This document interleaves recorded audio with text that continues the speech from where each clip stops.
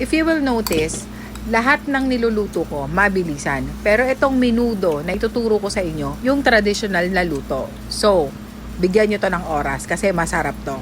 Let's begin. Yung mga ingredients natin, isasangkot siya natin yan.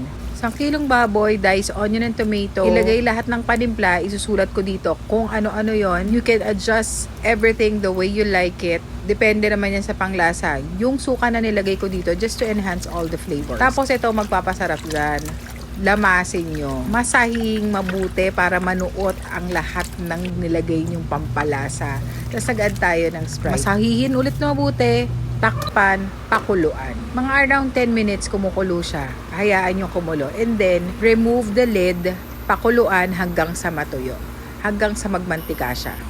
Tapos, ayan, ipirito na natin yung potato. This is optional kasi pwede naman talagang ihalo lang yung potato. Pero iba talaga yung lasa pag pinirito mo yung potato, saka mo siya ihahalo doon sa menudo. Ito rin another secret. Fry mo separately yung bawang, tapos add nyo sa niluluto nyo. Tapos ilagay mo na yung tomato sauce. Very traditional talaga tong recipe na to, pero medyo sinundutan lang natin ng tricks para mas masarap siya. Simmer mo lang konti, tapos add mo na yung fried potato, carrots and bell pepper. Let it simmer ulit, tapos add some sugar. Half tablespoon lang to. Konting-konti lang para lang medyo tumamis siya. Pakuluin mo ulit. Pag nagbantika na yan, okay na yan. This is the time na pwede nyong i-adjust kung kulang sa alat, kulang sa tamis.